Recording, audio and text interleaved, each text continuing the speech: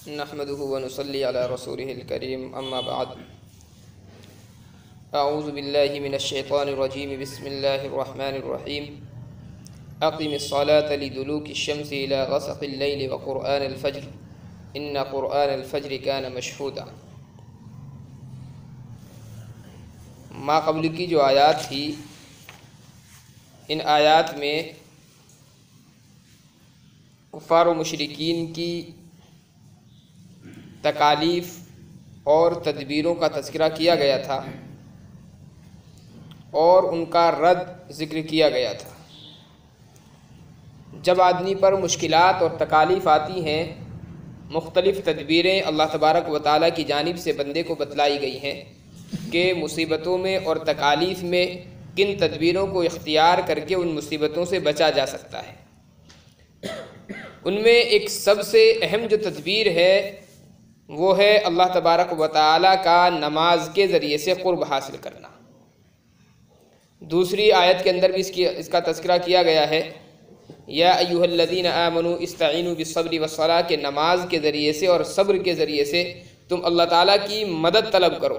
گویا کہ نماز میں اللہ تبارک و تعالیٰ کی مدد بہت زیادہ بندے کی طرف متوجہ ہوتی ہے اور تکالیف کو دور کرنے کا گویا نماز ایک اہم ذریعہ ہے۔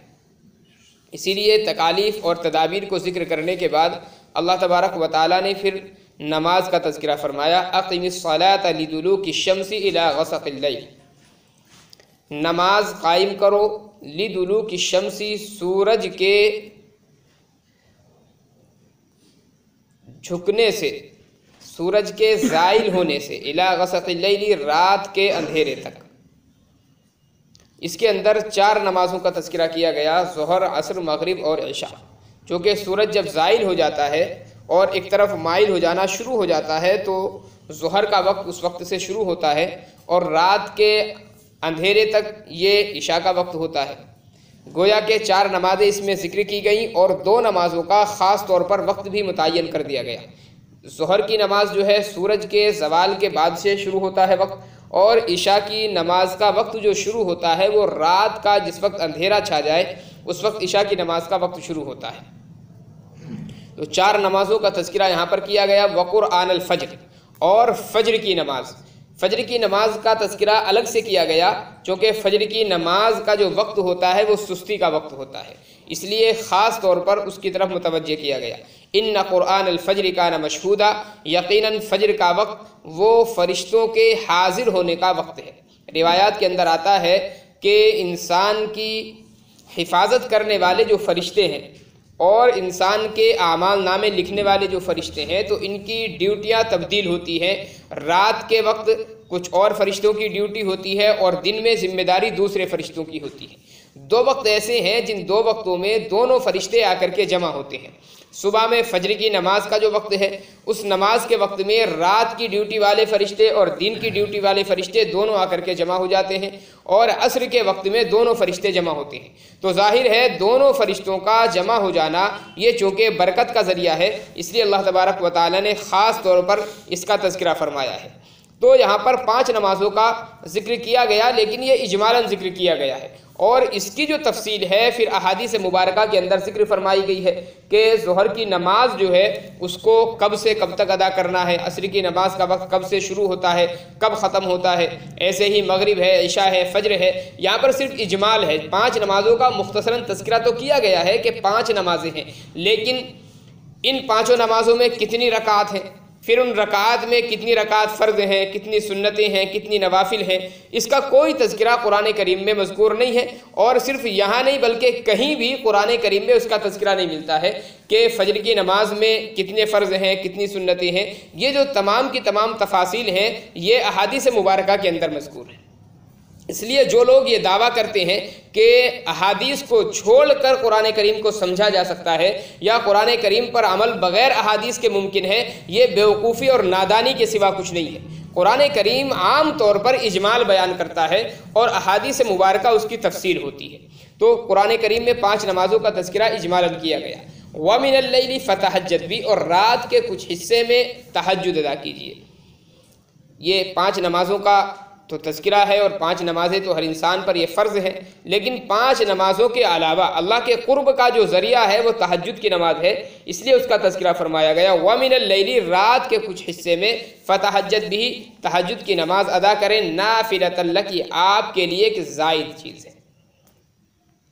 اب یہ زائد ہونے سے مراد کیا ہے، اس میں مفسرین نے بڑی بحثیں کی ہیں۔ سب سے پہلے بات یاد رکھنی چاہیے کہ 5 وقتہ نمازوں کے فرض ہونے سے پہلے نبی علیہ السلام پر تہجد کی نماز فرض تھی۔ جس وقت معراج کی شب میں آقا صلی اللہ علیہ وسلم کو 5 نمازوں کا تحفہ دیا گیا، تو اس کے بعد امت سے تو تہجد کی جو فرضیت تھی وہ ساقط ہو گئی، اور صرف 5 نمازیں جو ہیں وہ فرض رہ گئی۔ نبی علیہ السلام پر تہجد کی نماز اس کے بعد فرض رہی یا نہیں رہی، تو اس میں مختلف روایتیں ہیں، مفسرین کرام کے مختلف اقوال ہیں۔ کچھ حضرات یہ فرماتے ہیں کہ امت سے تہجد کی نماز کی فرضیت ساقط ہو گئی تھی، لیکن نبی علیہ السلام پر باضابطہ تہجد کی نماز فرض رہی، اور دلیل وہ اسی آیت کو پیش کرتے ہیں۔ اب یہاں پر جو فرمایا گیا نافلۃ لک، کہ یہ آپ کے لیے زائد ہے۔ اب زائد ہونے کا کیا مطلب ہوگا؟ تو اگر ہم نبی علیہ السلام پر تہجد کی نماز کو فرض مانیں تو اس کا مطلب یہ ہوگا کہ 5 نمازیں تو فرض ہے ہی، اور آپ کے لیے ایک زائد فرض اور ہے جو دیگر امتی کے لیے فرض نہیں ہے۔ لیکن یہ جو تفسیر ہے قرآن کریم کے جو الفاظ ہیں ان الفاظ سے زیادہ مطابقت نہیں رکھتی ہے۔ وجہ یہ ہے کہ نافلتاً کے بعد یہاں پر لا کا تذکرہ کیا گیا، حالانکہ عربی کے اندر کسی چیز کی فرضیت کو بتانے کے لیے علی استعمال ہوتا ہے، تو اگر فرضیت پر دلیل یہ ہوتا تو نافلتاً علی کا یہاں پر ہونا چاہیے تھا۔ اس لیے اکثر مفسرین یہ فرماتے ہیں کہ یہاں پر زائد ہونے کا مفہوم یہ ہے کہ تہجد کی جو نماز ہے یہ 5 وقتوں سے زائد ایک نفلی چیز ہے۔ اب اگر نبی علیہ السلام پر ہم تہجد کی نماز فرض نہ مانیں، اکثر مفسرین کہتے بھی یہ ہیں کہ 5 وقتہ نمازیں فرض ہونے کے بعد آقا صلی اللہ علیہ وسلم پر بھی تہجد کی نماز فرض نہیں تھی، بلکہ جیسے دیگر امتیوں کے لیے پڑھنا اور نہ پڑھنا یہ اس کا اختیار ہوتا ہے، ایسے ہی نبی صلی اللہ علیہ وسلم پر بھی اختیار تھا۔ تو یہاں پر ایک اعتراض ہوتا ہے، اور اگر آپ ذرا غور کریں تو سمجھ میں آتا ہے کہ یہاں پر نبی علیہ السلام کو خطاب ہے، اور نبی صلی اللہ علیہ وسلم سے کہا جا رہا ہے کہ تہجد کی نماز یہ آپ کے لیے ایک زائد چیز ہے۔ تو اس میں نبی کی کیا خصوصیت ہے؟ یہ تو عام امتیوں کے لیے بھی ایک زائد چیز ہے۔ جو فرض نمازیں وہ تو 5 ہو گئیں، اب نفل جو نماز ہوگی ظاہر ہے جو بھی ہوگی، پھر وہ تہجد ہو یا اس کے علاوہ جو بھی ہو تو فرضوں سے زائد ہے۔ پھر نبی صلی اللہ علیہ وسلم کے لیے خاص طور پر کیوں کہا گیا کہ آپ کے لیے زائد ہے؟ یہ تو عام امتیوں کے لیے بھی زائد ہوئی، نبی علیہ السلام کے لیے بھی زائد ہوئی۔ یہ بات یہاں پر سمجھنے کی ہے۔ نوافل جو نمازیں ہیں، اور نوافل سے مراد ہے جو فرائض ہیں ان کے علاوہ، چاہے وہ سنتیں ہوں یا نفلیں ہوں، ان نمازوں کا مسئلہ یہ ہے کہ اللہ تبارک و تعالی جب حساب و کتاب فرمائے گا اور فرائض کے اندر کچھ کوتاہی پائی جائے گی، آداب کی رعایت نہ کی گئی ہو، یا فرض پڑھتے وقت سنتوں کی رعایت نہ کی گئی ہو، یا مستحبات کی رعایت نہ کی گئی ہو، کسی نہ کسی درجے میں نماز کے اندر کوئی کمی پائی گئی فرائض کے اندر، تو اس فرائض کی جو کوتاہی کو پورا کیا جائے گا وہ نفل نمازوں کے ذریعے سے پورا کیا جائے گا۔ جو آدمی نے نفل نمازیں پڑھی ہیں انہی کا ثواب ادھر منتقل کیا جائے گا، اور فرائض کی جو کمی اور کوتاہی ہوگی اس کو پورا کیا جائے گا۔ تو عام امتیوں کے لیے جو نوافل ہیں فرائض کے علاوہ وہ نمازیں زائد نہیں ہیں، بلکہ وہ نمازیں بدلہ ہیں ان کوتاہیوں کا جو فرائض میں ہم لوگوں سے ہو جاتی ہیں۔ اور نبی علیہ السلام کی جو فرائض ہیں ان کے اندر آداب کے یا مستحبات کے یا سنتوں کے چھوٹنے کی وجہ سے کوتاہی کا ہونا یہ ناممکن ہے۔ آقا صلی اللہ علیہ وسلم کی جو نمازیں ہیں وہ ہر اعتبار سے کامل اور مکمل ہیں، اس لیے آپ کی نماز میں کوتاہیوں کا تو مسئلہ ہی نہیں ہے۔ اب جو نوافل ہیں نبی علیہ السلام کے، یہ آپ کے لیے ایک زائد چیز ہوئی، یعنی ان کا جو ثواب ہے یہ مستقل طور پر الگ سے آقا صلی اللہ علیہ وسلم کے لیے رکھا گیا ہے، اور کمی جو کوتاہی عام امتیوں کے لیے نوافل سے پوری کی جائے گی، نبی علیہ السلام کے لیے ان کمی اور کوتاہیوں کا تصور نہیں ہے۔ تو اس اعتبار سے نبی علیہ السلام کے لیے فرمایا گیا نافلۃ لک، یہ آپ کے لیے ایک زائد چیز ہے۔ تہجد کے متعلق ایک مسئلہ اور ہے کہ تہجد کی نماز جو ہے یہ پڑھی کس وقت جائے گی اور اس کا اصل وقت کیا ہے۔ تو تہجدہ یہاں پر جو لفظ ہے اسی سے علماء نے بحث کی ہے۔ تہجد کا اصل معنی آتا ہے رات میں سونے کے بعد بیدار ہونا۔ اس لیے کچھ لوگ یہ کہتے ہیں کہ تہجد کا جو اصل وقت ہوتا ہے وہ یہ ہوتا ہے کہ رات کے کچھ حصے میں آدمی سو جائے، چاہے گھنٹہ ڈیڑھ گھنٹہ ہی سوئے، اور اس کے بعد اٹھ کر کے جو نماز پڑھی جاتی ہے وہ تہجد کی نماز ہوتی ہے۔ لیکن اکثر مفسرین یہ کہتے ہیں کہ یہ کوئی قید نہیں ہے تہجد کی نماز کے لیے، اگرچہ فضیلت کا درجہ یہ ہے کیونکہ آقا صلی اللہ علیہ وسلم کی مداومت جو ہے وہ اسی پر ہے، اور نبی علیہ الصلوۃ والسلام کا طریقہ یہی رہا ہے کہ آپ عشاء کے بعد سو جاتے تھے اور رات کے پھر ایک حصے میں اٹھ کر کے آپ نماز ادا فرماتے تھے۔ لیکن یہ تہجد کے شرائط میں سے نہیں ہے۔ اگر کوئی آدمی بغیر سوئے عشاء کے بعد ہی تہجد کی نیت سے نماز پڑھتا ہے وہ تہجد ہی کہلائی جائے گی اور اس کو تہجد کا مستقل طور پر ثواب دیا جائے گا۔ ہاں وہ ایک الگ مسئلہ ہے کہ رات کے اخیر حصے میں جو نماز پڑھی جاتی ہے اس کا ثواب زیادہ ہوتا ہے، وہ ثواب جو ہے وقت کے اوقات سے مختلف ہو سکتا ہے، لیکن فی نفس ہی تہجد کا جو ثواب ہے وہ عشاء کے بعد بھی اگر کوئی آدمی نوافل پڑھتا ہے تہجد کی نیت سے تہجد ادا ہو جائے گی۔ دوسرا مسئلہ تہجد میں یہ ہے کہ تہجد کی نماز نفل ہے یا سنت مؤکدہ ہے۔ سنت مؤکدہ کے لیے ایک ضابطہ علماء نے ذکر کیا ہے۔ نبی صلی اللہ علیہ وسلم نے جس چیز پر مواظبت فرمائی ہو، آقا صلی اللہ علیہ وسلم نے ہمیشہ اس کام کو کیا ہو اور وہ کام نبی علیہ السلام کی خصوصیت نہ رہا ہو، وہ چیز سنت مؤکدہ ہوتی ہے۔ اس اعتبار سے اگر ہم دیکھیں تو تہجد کی نماز جو ہے نبی علیہ السلام نے پوری زندگی ہمیشہ پسند فرمائی ہے، اس کو پڑھا بھی ہے اور تاکید بھی باضابطہ صحابہ کرام کو کی ہے۔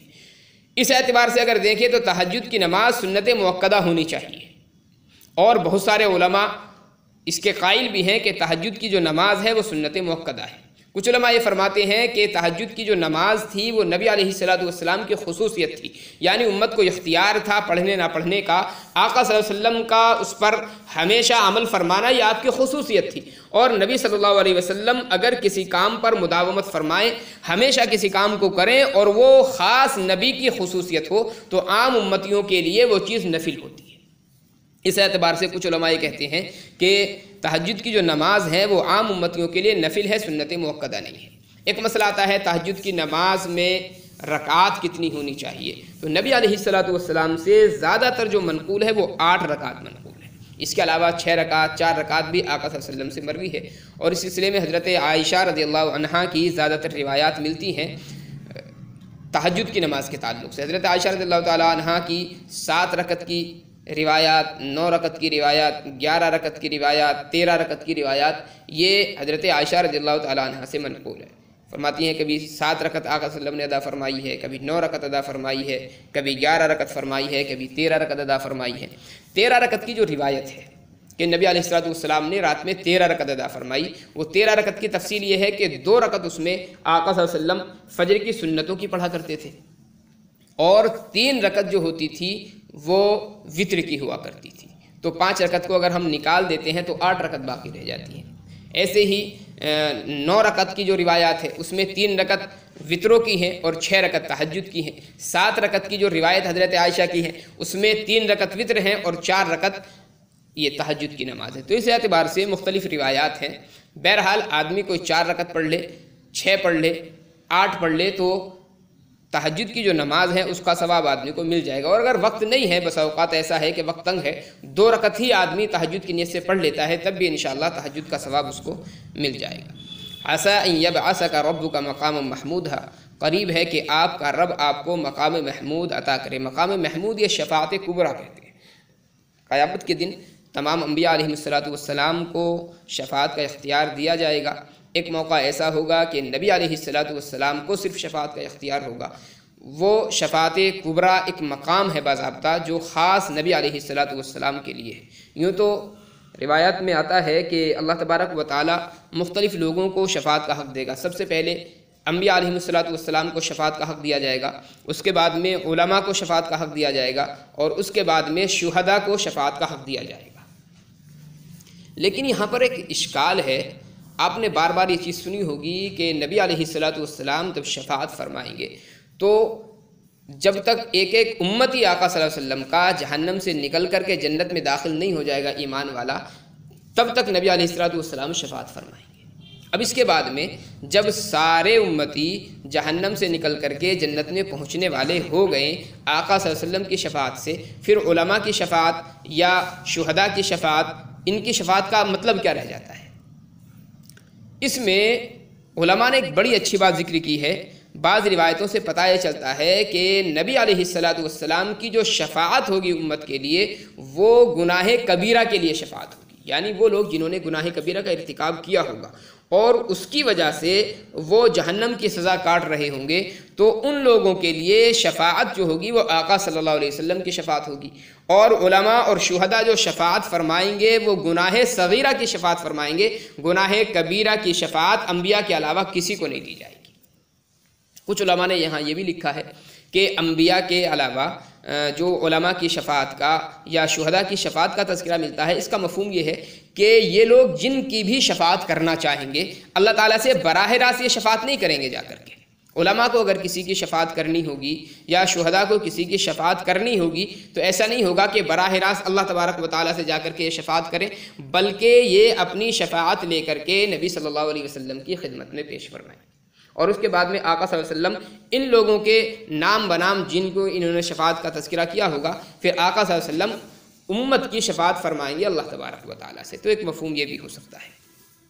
بہرحال عسیٰ ان یبعثک ربک مقام محمود، قریب ہے کہ آپ کا رب آپ کو مقام محمود عطا فرمائے۔ وقل رب ادخلنی مدخل صدق واخرجنی مخرج صدق واجعل لی من لدنک سلطانا نصیرا۔ یہ جو آیت ہے یہ ہجرت کے موقع پر نازل ہوئی ہے۔ نبی علیہ الصلوۃ والسلام جب مکہ المکرمہ سے ہجرت فرما کر مدینہ منورہ تشریف لے جا رہے تھے، اس وقت حضرت جبرائیل علیہ الصلوۃ والسلام نے آ کر کے آپ کو یہ دعا سکھلائی کہ اللہ کے نبی آپ یہ دعا فرمائیے، جس میں تذکرہ کیا گیا ہے کہ اے میرے رب، آپ مجھے یہاں سے نکال رہے ہیں مکہ المکرمہ سے، تو امن اور اطمینان کے ساتھ نکالیے، اچھی طریقے سے نکالیے، یعنی کسی فساد کا میرا نکلنا فساد کا ذریعہ نہ ہو، اور جہاں پر میں جا رہا ہوں وہاں پر بھی اچھی طریقے سے داخل فرمائیے، یعنی رحم کے ساتھ میں اور صدق کے ساتھ میں، وہاں پر جانا میرا کوئی فساد کا ذریعہ نہ ہو۔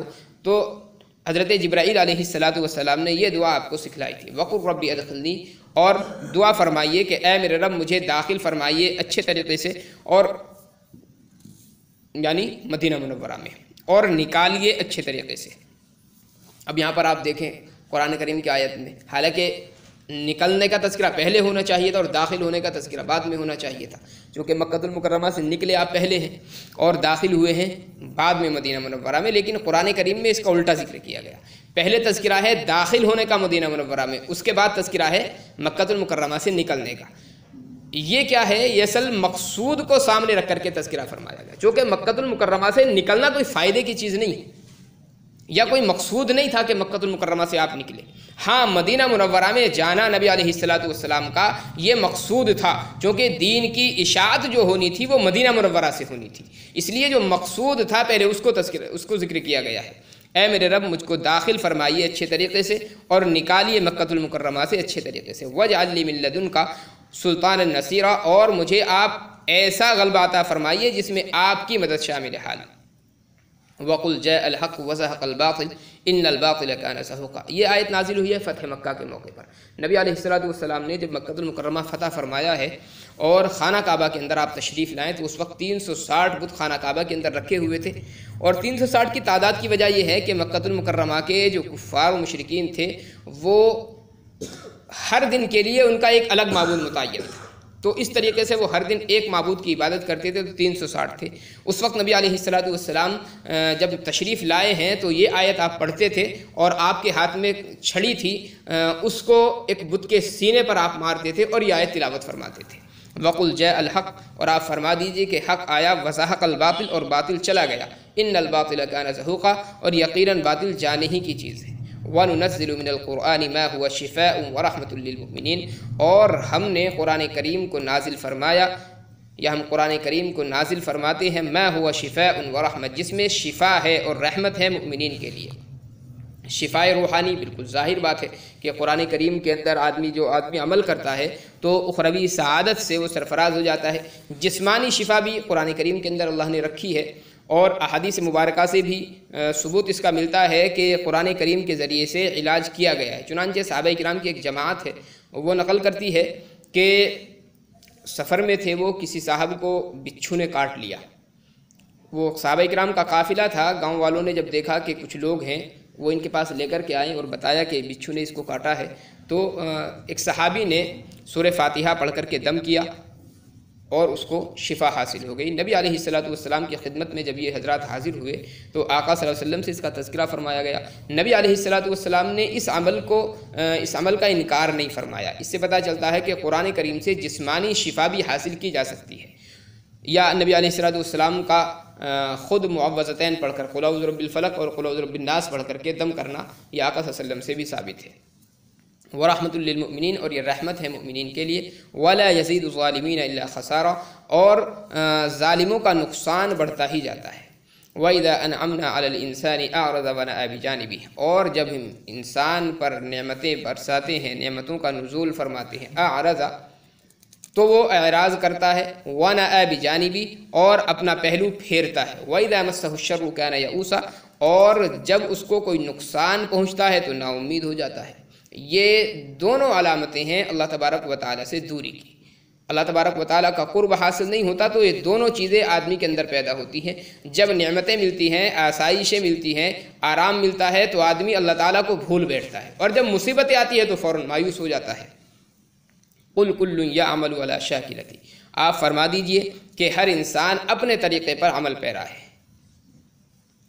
اپنے طریقے سے کام کر رہا ہے۔ مؤمنین ہیں وہ اپنے طریقے سے کام کر رہے ہیں، اور کافر ہیں وہ اپنے طریقے سے کام کر رہے ہیں۔ فَرَبُّكُمْ أَعْلَمُ بِمَنْ هُوَ أَهْدَىٰ سَبِيلًا، اور ہر آدمی جس طریقے پر بھی وہ ہے، وہ اپنے آپ کو یہ سمجھتا ہے کہ حق میں ہی ہوں اور میرا جو طریقہ ہے وہ سب سے اچھا ہے۔ اس لیے قرآن کریم نے فرمایا فَرَبُّكُمْ أَعْلَمُ، تمہارا رب خوب جانتا ہے، بِمَنْ هُوَ أَهْدَىٰ سَبِيلًا، اس شخص کو جو راہ ہدایت پر ہے، یعنی یہ تو اللہ تبارک و تعالیٰ کو معلوم ہے، یا اللہ نے جو علامات بتلائی ہیں، جو نشانیاں بتلائی ہیں ہدایت یافتہ لوگوں کی، ان نشانیوں کی روشنی میں یہ متعین کیا جا سکتا ہے کہ کون ہدایت یافتہ ہے اور کون ہدایت پر نہیں ہے، بلکہ وہ اللہ تعالیٰ کے جانب سے بہکا دیا گیا ہے اور گمراہی کے راستے پر وہ چل رہا ہے۔ اللہ تعالیٰ ہدایت کو توفیق نصیب فرمائے۔ سبحان اللہ و بحمدہ، سبحانک اللہم و بحمدک، ونشہد ان لا الہ الا انت، نستغفرک ونتوب الیک۔ سبحان ربک رب العزة عما یصفون، وسلام علی المرسلین۔